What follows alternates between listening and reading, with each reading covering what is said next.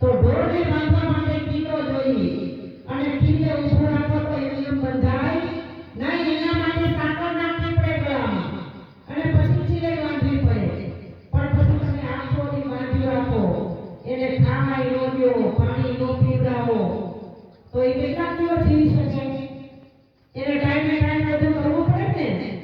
એવી રીતે આ શરીરની અંદર બોલવા વાળો છે ને એ ભગવાન છે. એટલે ભીમસારે કીધું બોલે એ બીજો નહીં, તે પરમેશ્વર પોતે. પણ અજ્ઞાનીનો રાંધો એને આધો રહીને ગોતે. બોલે એ બીજો નહીં, ભીમો કે ભગવાન 4 સમૂહના વાંધે. કેટલો વાંધો છે? 4 આંગળીનો. 4 સમૂહના વાંધે આપણી આંખનો ભાળે આપણો કાન. આપણી આંખને આપણો કાન જોવો હોય તો દેખાય? જોવો તો દેખાય? જેમ જેમ તમે આંખ ફેરવતા જાઓ તો કાન પાછળ જાતો રહે ને. એવી રીતે આપણે 184 ના ફેરા ફરતા જન્મ મરણની દુઃખ ભોગવતા આથી વ્યાધિના ત્રિતિના તાપમાં બળતા માંડ કરી અને આ મનુષ્યનો અવતાર મળ્યો છે. પણ આપણે શું કરીએ છીએ મનુષ્ય અવતારમાં? ખાવું પીવું ઊંઘવું, જગતના ભોગ ભોગવવા અને મોત આવે ત્યારે મરી જવું. આનાથી ચોથું કાર્ય તો કાંઈ કરતા નથી. પણ સંતોએ કીધું આવ્યો પણ જાણ્યો નહીં મનુષ્ય દેહનો મરમ, શેર લોટને કારણે કોઠી બાજા કર્મ. એક ડાબલી જેવું પેટ છે મારું તમારું, એમાં મારું તો હાવ નાનું એવું છે. એક રોટલી ખાઈ ત્યાં ધરાવી.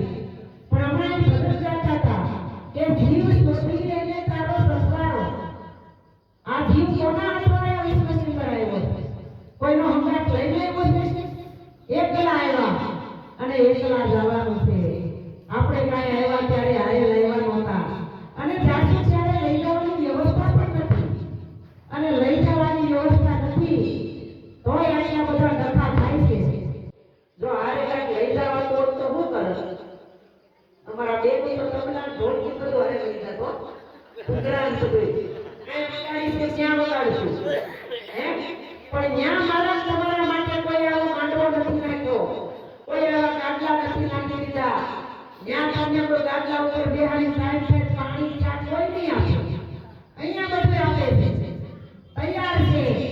સત્યનો માર્ગ તૈયાર છે. કેવલ સત્યની ચાદર ઉપર બેહી મારે તમારે પૂરા પ્રેમથી, પૂરા ભાવથી, પૂરા આનંદથી નિખાલસ થઈ અને ખાલી થઈ અને સદગુરુ સંત મહાપુરુષના વચનને આની અંદર ભરવાના છે.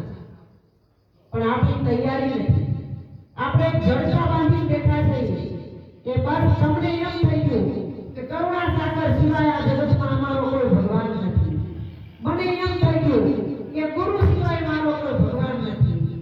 કોઈને એમ થઈ જાય કે રામચંદ્ર સિવાય અમારો કોઈ ભગવાન નથી. કોઈને એમ થઈ જાય કે માતાજી સિવાય અમારા કોઈ ભગવાન નથી. પણ સંતોએ કીધું કે હઈ તારા નામ છે હજાર, તને કયા નામે લખી કંકોત્રી?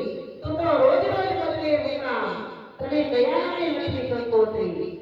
એક હિન્દુ હતા અને એક મુસલમાન હતા. હવે આ ગામની અંદર મુસલમાન બહુ છે, મને ખબર છે. મુસલમાન એક જ અલ્લાહ અલ્લાહ અલ્લાહ સિવાય બીજું નામ નહીં. અને આપણે હિન્દુ એ તો 1800 ભગવાન ભેગા કર્યા, અનેક ભગવાન ભેગા કર્યા. કોઈ એક ભાઈ ગંગા નદીની અંદર કાળકા હરિદ્વાર ગયા. ગંગા નદીમાં ડૂબકી મારી તેની ડૂબકીએ કીધું કે હે રામચંદ્ર ભગવાન, તમે એકદમ ધનુષ બાણ તૈયાર કરી અને હું તકલીફમાં છું, મારી વારે આવો, મને બચાવી લો. અને રામચંદ્ર તો ધનુષ કે તીરને કામઠો લઈ અને સીતાજીએ કીધું કે જલ્દી જલ્દી જાઓ પ્રભુ, તમારો ભગત તમને પોકારે છે, કાંઈ તકલીફમાં છે.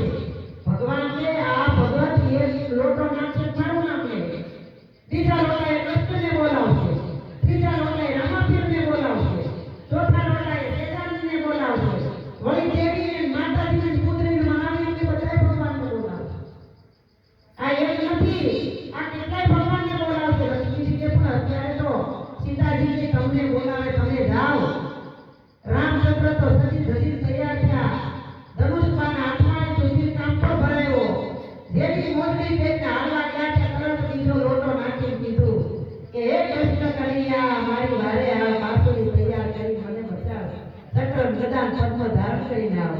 ઓલા લક્ષ્મીજીએ તમારા ભગત બોલાવે તમને જાઓ તો કે હમણાં રામને બોલાવતા હતા ઈ ત્યાં મને બોલાવ્યો હું તૈયાર થઈને બીજાને બોલાવશે પણ સદગુરુ એવા જગતની અંદર એવું એક પદ છે કે જે અનેક દેવતાની નિકમણા હોય બધી મટાડી દે છે અને એક આત્મા નક્કી કરાવે છે એટલે સંતોએ કીધું લાલને જેની આત્મા નહીં ઓળખાયા એ તો મિથ્યા જગતમાં આયા લાલને જેની આત્મા નહીં ઓળખાયા આત્મા ઓળખવો પડશે દરેકને અને જ્યાં સુધી આત્મા નહીં ઓળખે ત્યાં સુધી પરમાત્માની ખબર પડવાની નથી પણ સંતો કે આત્માને પરમાત્માને કોઈ દેવી દેવતાને ભગવાનને ઓળખતા પહેલા તું તને ઓળખી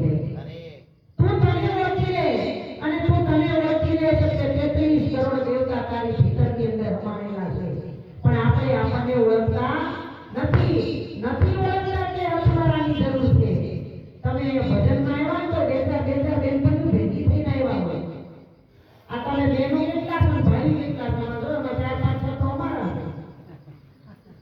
હે આ તમારા બધાના પતિ તો હશે ને ઘરે એને ભજનની જરૂર નથી કે ખાલી શક્તિ મંડળને જ કરવાનું છે તમે કરો એને મળી જતું છે એવું છે ને કનેક્શન હોય ઘણી બહેનો આ બ્રહ્મા છે ઘણા ભાઈઓ આ બ્રહ્મા છે કે અમારા ઘરે જે બેન છે ને બહુ ભક્તિમય છે એ કરશે એટલે અમારો ભાગ હતો એમાં પણ આ પાંચ તત્વનું શરીર આપણું છે પણ આમાંય કોઈનો ભાગીદાર છે નહીં જૈસા કર્મ કરેગા વૈસા ફળ પાએગા જો તમે કરશો તો તમને મળશે તમારા ઘરેથી તમારા પતિદેવ ભજન કરશે તો એને મળશે આપણે દાખલો છે શાસ્ત્રનો જ્યારે વાગ્ય ઉતારો વાલ્મીકી ઋષિ નહોતા ત્યારે વાગ્ય ઉતારો હતો અને એ ચોરી અને રવાડા કરી બધાની પાસેથી લૂંટી લેતો અને એના ભાઈની છોકરાનું પેટ ભરતો હતો વાગ્ય ઉતારો કહાની તો સાંભળી હોય ત્યારે એવી વખતે લૂંટતા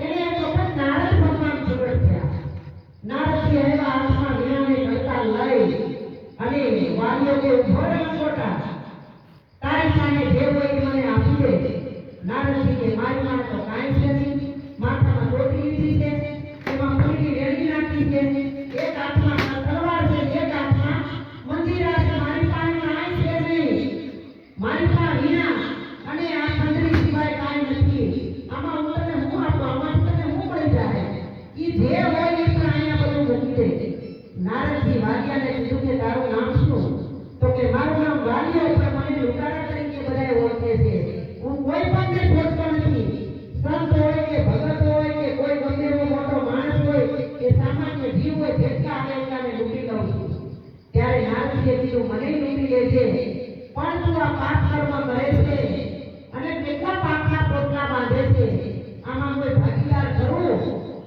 ત્યારે જે ભાગીદાર તો હોય જ ને આ હું જે પાપ કરું મારા પત્ની અને મારા પુત્ર મારા મા બાપને કમાણી કરીને ખવડાવું છું તો પાપ કરું તો ખાવામાં ભાગીદાર હોય તો એમાં ભાગીદાર હોય ને ત્યારે નારદજી કે એવું નથી હું અહીંયા બેસું તો ઘરે જઈને પૂછ્યા જો ભાગીદાર હોય તો હા નંબર ના ત્યારે નારદજીને કે એમ તમને મૂકું નહીં હું ઘરે પૂછવા જાઉં તમે ભાગીદાર તો નારદજીએ કીધું કે રસી લઈને મને ઝાડના ફળિયાએ બાંધી દે પણ તું ઘરે જઈને પૂછ્યા આ વાગ્ય ઉતારો એની ઘરે ગયો એના મા બાપને કીધું કે માં પિતાજી આ હું જે કાંઈ ધન કમાઈને લાવું હું ક્યાંથી લાવું છું એવી તમને કોઈને ખબર છે એના મા બાપથી અમારે શું જોવાનું તું જે કરતો હોય અમે તને જન્મ આપ્યો નાનો હતો મોટો હતો ત્યાં હોય અમે તને ખવડાવ્યું પીવડાવ્યું હવે અમે વૃદ્ધ થા હવે તારી ઉપાધિ છે તારે અમને ગજરાવાળીને ખવડાવવાની તું જે કરીને લાવી અમારે કાંઈ પૂછવાનું હોય નહીં તો કે હું બધાને લૂંટી અને પાપની કમાઈ ભેગી કરીને બધે તમને ખવડાવું છું તો આમાં તમે પાપમાં તો ભાગીદાર ખરા ને ત્યારે એના મા બાપે કીધું કે આમાં